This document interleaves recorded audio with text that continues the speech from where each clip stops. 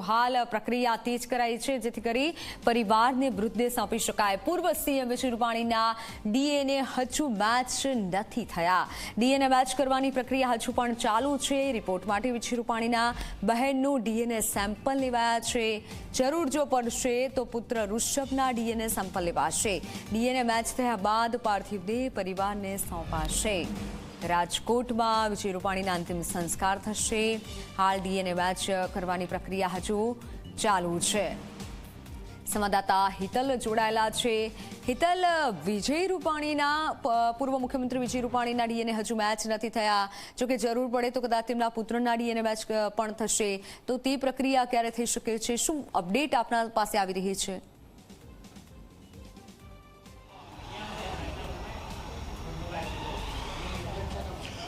મિત્તલ, ચોક્કસ એવું કહી શકાય કે માત્ર વિજય રૂપાણી જ નહીં, પૂર્વ મુખ્યમંત્રી છે, તેઓના ડીએનએ મેચ થવાની વાત જે છે એ ચોક્કસ હજુ મેચ નથી થયા। પણ અનેક એવા મુસાફરો છે, તમામના ડીએનએ લેવામાં આવે છે, તેમના સંબંધીઓના ડીએનએ લેવામાં આવે છે, ને હવે તેની મેચની કામગીરી ચાલુ છે। ગાંધીનગર FSL આપણે જ્યાં ઊભા છે ત્યાં એ કામગીરી ચાલી રહી છે। આ ઉપરાંત જોવા જઈએ તો ગાંધીનગરમાં જ ફોરેન્સિક સાયન્સ યુનિવર્સિટી છે, ત્યાં પણ આ પ્રકારે ડીએનએ મેચ કરવાની કામગીરી ચાલુ છે। સ્વાભાવિક છે કે 72 કલાકનો સમય જે આપવામાં આવ્યો હતો એ અંતર્ગત હવે એ ડીએનએ મેચ કરવાના જે પરિણામો છે એ પરિણામો સામે આવવાના ચાલુ થઈ જશે।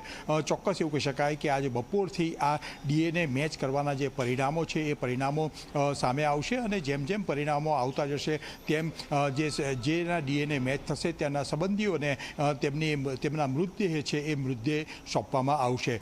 આશા રાખી શકાય કે આજે મોડી સાંજ સુધીમાં પૂર્વ મુખ્યમંત્રી વિજય રૂપાણીના ડીએનએ પણ મેચ થઈ જશે। અને ખાસ કરીને જોવા જઈએ તો ડીએનએ મેચ કરવામાં 3 થી 4 કલાકની એક સાયકલ હોય છે, અને એ સાયકલ અંતર્ગત કામગીરી થતી હોય છે। 4 રીતે ડીએનએ મેચ કરવાની પ્રક્રિયા હોય છે, અને એ પ્રક્રિયા પૂર્ણ થયા બાદ 100% રિઝલ્ટ મળે ત્યાર પછી જ ડીએનએ મેચ થયું એ ગણાતું હોય છે। એટલે આ સમય લાગી રહ્યો છે, ને એટલા જ માટે ગૃહ રાજ્યમંત્રી પોતે અહીં આવીને FSL આવીને ડીએનએ મેચ કરવાની જે કામગીરી છે એ કામગીરી નિહાળી છે, ઉચ્ચ અધિકારીઓ સાથે બેઠક કરી છે, અને ઝડપમાંથી ઝડપ ડીએનએ મેચ થવાની કામગીરી પૂર્ણ થાય એ દિશામાં તેઓએ જરૂરી માર્ગદર્શન પણ આપ્યું છે। જી બિલકુલ બિલકુલ હિતલ, આપણા પાસેથી અપડેટ લેતા રહીશું। તો હાલ ડીએનએ મેચ કરવાની કામગીરી થઈ રહી છે, જે અમુક કલાકો લાગતા હોય છે ડીએનએની કામગીરી માટે, પરંતુ ત્યારબાદ ડીએનએ મેચ થઈ ગયા બાદ તે જે તમામ મૃતદેહો છે તેને પરિવારને સોંપાશે।